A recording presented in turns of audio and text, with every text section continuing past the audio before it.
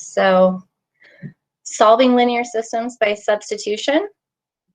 This is lesson 11.2 out of your text. How can you solve a system of linear equations using substitution? Okay, so you've done substitution before, not in solving systems, but you have like been given an expression, and then maybe, you know, there's some different variables in that expression, like a and b, and then they said, hey, a equals 3, b equals 2, and then you substitute those values in to evaluate an expression. Okay, so that type of substitution is what we're going to be doing today to solve these systems. Like I said, there's 3 different ways to solve a linear system. They'll all work exactly the same. It's just maybe you might prefer one way over the other. So it just depends sometimes on the situation, you know, what might be easiest depending on the equations you're given. And so your learning goal today is I can determine the solution to a system of linear equations by using substitution. All right, so these are the steps basically. The substitution method is used to solve a system of equations by solving an equation for one variable, because remember, our systems have 2 variables in them, an x and a y. So we solve for one variable, and then we substitute that expression into the other equation. So these are those 3 steps. Step 1, solve one of the equations for one of its variables. So you have choices here. You can choose the first equation or the second equation, and you can choose to solve for x, or you could choose to solve for y. Depending on what it looks like, will determine how you want to go about that, because if it's already solved for x or it's already solved for y, you don't even have to do anything. You just use it the way it is. Step 2, substitute the expression from step 1 into the other equation. Okay, so once you know what one of the variables are, you substitute that expression into the other equation, and now this second equation you have is only in one variable, and you can solve when you have just one variable. So you solve an equation like you normally would solve just a regular equation. And then the last step is to substitute that value that you get to find the other variable value. All right, so this is your first interactive slide. It says, in the system of linear equations shown, the value of y is given. Okay, and so right here, this is our system. We have one equation, y equals 2, and a second equation, x plus y equals 6. So we're trying to figure out what are a value of x and y so that y equals 2, that's given, and that x plus y equals 6. So since it's given that y is 2, we can substitute out the y for a 2. And then I can solve this equation. X plus 2 equals 6. So what does x equal? This is your first interactive slide. You're going to type a number, I believe.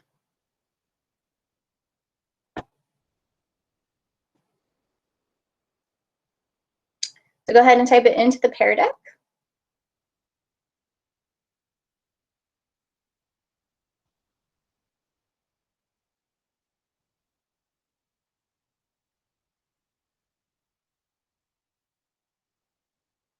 I have 6 responses so far. And I have 16 of you in this, and there's actually 22 of you in the meet. So there are still 6 of you that need to join the Pear Deck that are in the meet.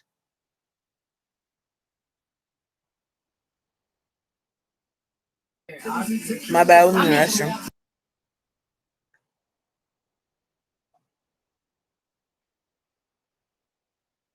We're up to 7 responses. So you're just solving this equation right here. X plus 2 equals 6. And I put my face there because I'm thinking, what does x equal? You know, you can think of it. What number do you add to 2 to get 6? And so of the responses we've got, it looks like most of us are saying positive 4, which is correct. Okay, positive 4 is correct.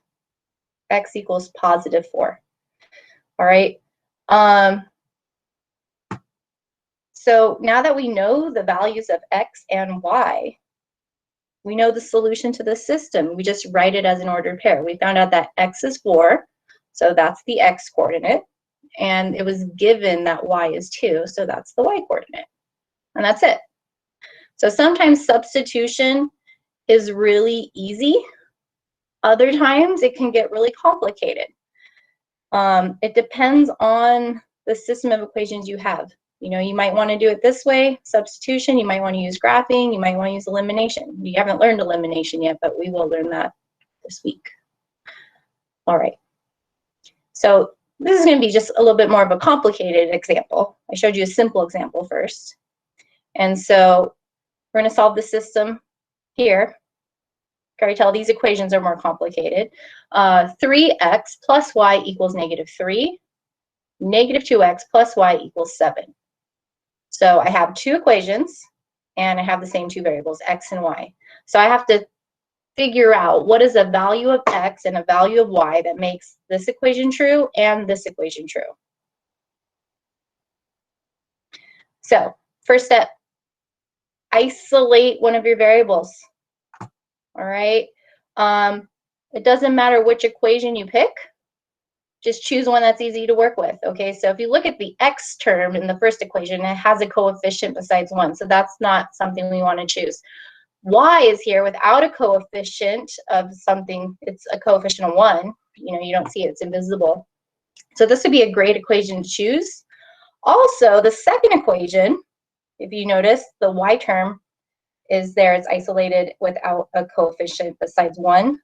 So either of these equations is a good one to pick, but for whichever one we pick, we want to solve it for y because that's easier. So we select one of the equations. First one, 3x plus y equals -3. And we isolate the variable. Okay, we solve it for y. So if you remember, when you want to solve an equation, you just do the same thing to both sides. All right, I want to get rid of this 3x. So I'm going to subtract 3x. And I subtract 3x over here. And I can't combine those two terms because these are not like terms. This is an x term, and then this is a constant. So we just write them next to each other. That's the first step. Second step is substitution.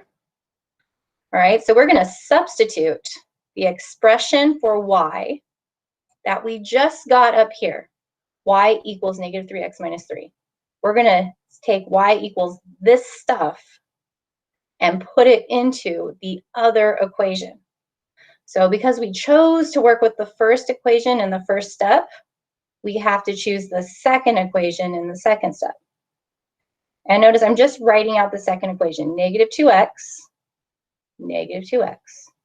plus y plus, well, I'm not going to write y because this is the substitution step. So I'm going to write the thing that y is equal to. Y is equal to -3x minus 3. That's where all this came from.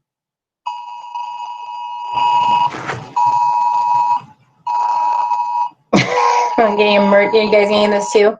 Emergency alert. COVID is spreading rapidly. Okay. I lost my train of thought. Sorry, that totally disrupted me. Did you guys get that alert too on your phones? That's kind of interesting. Never had an alert for a virus. Anyhow, so right here, we substituted in y, and then it equals 7, Now that I've substituted, well, this equation that I see here has just constants and terms that have x. This is something you guys know how to solve. Even though if maybe looking at it right now, you're like, I don't know what to do, you do know how to do this, okay? These parentheses were just here as a placeholder. So if I drop them and I look at my two x terms, -2x minus 3x, and I combine them by adding them, I get -5x minus 3 equals 7. That's combining like terms. Then to solve this, notice there's a constant on the left, a constant on the right side, and to get those guys together, we were going to add 3 to both sides. Add 3 here, cancels. Add 3 here, 7 plus 3 is 10. And now this is a one-step equation where I'm going to divide each side by -5, since x and negative 5 are being multiplied, we divide to isolate x. All right, so x equals 10 divided by negative 5 is negative 2. All right, so first step, go here, isolate one of your variables. Second step, substitute that into the other one and solve. Third step, you got to substitute again. Okay, so this last thing here, it says substitute the value of x. I'm sorry, substitute the value for x into one of the equations and solve for y. So we know what x is. We know x is negative 2 from the last step.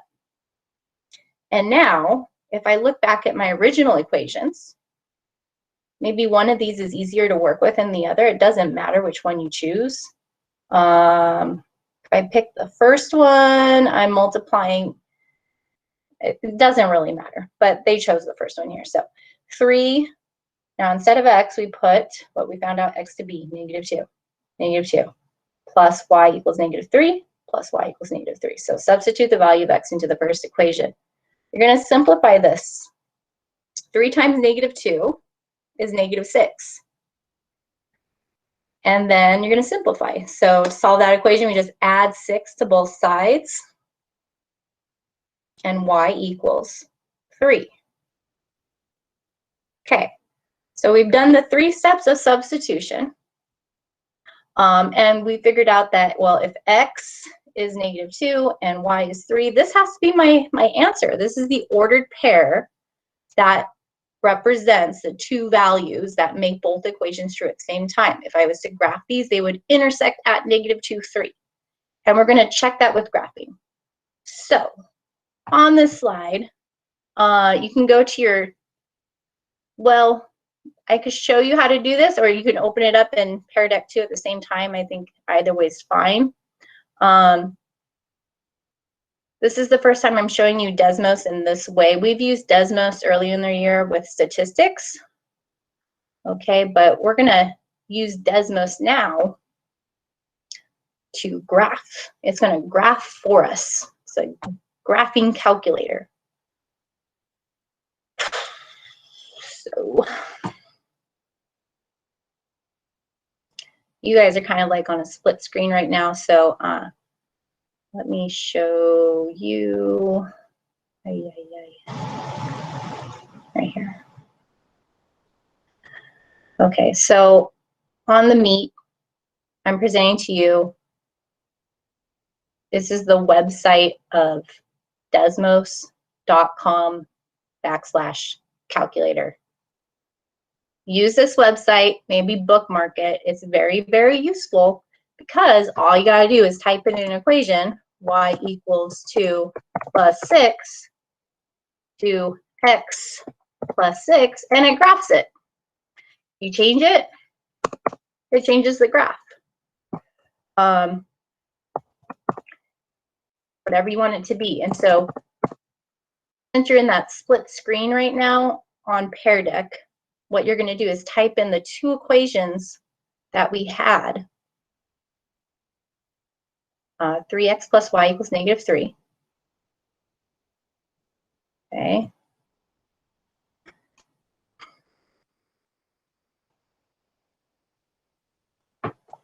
Three x plus y equals negative 3. And then you just click below and it'll give you a spot for a new equation, negative 2x plus y. It doesn't even have to be in slope-intercept form. It's just so smart. It graphs it however you give it to it.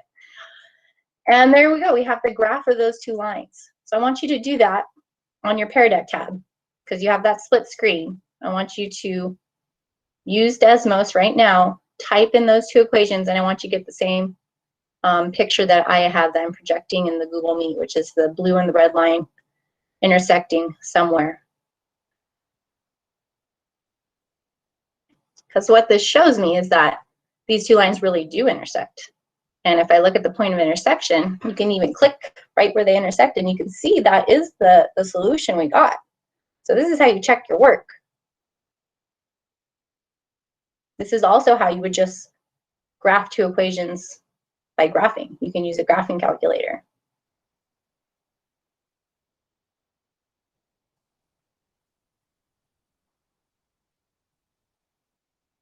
Sometimes when you graph two equations, your graph may not show your point of intersection right away. You may not know if there is one. So all the way over to the right, there's a plus and a minus. That'll let you zoom in and out. Okay, so you might have to zoom in or out depending on the graph that you're working with, what you're trying to get. And you can just click and drag the graph paper around to center it. Okay, and so just kind of looking at what you guys are doing in your Pear Deck. It looks like you're able to type those equations in. It looks like you have the graph. Some of you are in the Meet, but those of you that have it open right now on the Pear Deck, I can see what you're doing. And you have the same graph that I have. Okay, so this is a really important tool to use. You can use it on any of our assignments. You can use it in our test. All right, you're good. So we're almost done with this presentation. I am going to come right back to the presentation. I do want to show you a couple special cases. Using a calculator is not cheating. No, it is not. You have to know how to use it appropriately or it doesn't help you at all.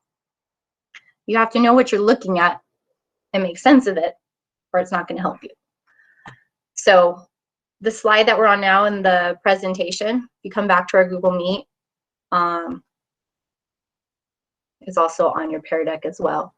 Okay, so there's some special situations. If you have a system of equations and you know, we looked at when we were graphing them when they were parallel, there was no solution. This system of equations, if I try to solve this using the steps for substitution, which are shown here, what they're doing is they're taking the first equation, rewriting it so it's solved for one of the variables. Okay, then they're substituting it into the second equation. Okay, the 3x plus 12 goes in place of the y. And they're solving this for x. What you're going to see happens is the x terms cancel out because when you distribute, negative 2 times 3x is negative 6x. 6x minus 6x is actually 0 x's, and they're gone. So now what I'm left with is a constant equals a constant. In this case, negative 24 equals 18 is nonsense. This makes no sense whatsoever. So if that happens, if you're doing it algebraically like this, that means no solution. Visually, what it would look like is this right here, and they would not be intersecting. There'd be no solution. The other special case, so here is a situation where we have two equations, our system. We have the bottom one, which is easier to solve for x. So all they do is move this minus 7y term to the other side. So now it's isolated for x. We're going to substitute it into the first equation. So we write the first equation out, but instead of the x, we put what x is equal to. 7y plus 14 goes here. And then when I go to solve this guy, distributive property, negative 2 times 7y is negative 14x plus 14, I'm sorry, negative 14y plus 14y. The y terms now cancel out, 0 y's, and I'm left with a constant equals a constant. Negative 28 equals negative 28. Well, this isn't nonsense. This is absolutely true. A number does equal itself. So if I get a true statement like this, that is the other special case. There are infinitely many solutions. And if I was to graph these two lines, and actually did this, I graphed them in Desmos and then took a screenshot of it, they're the same line. They intersect everywhere, so there's infinitely many solutions. Okay,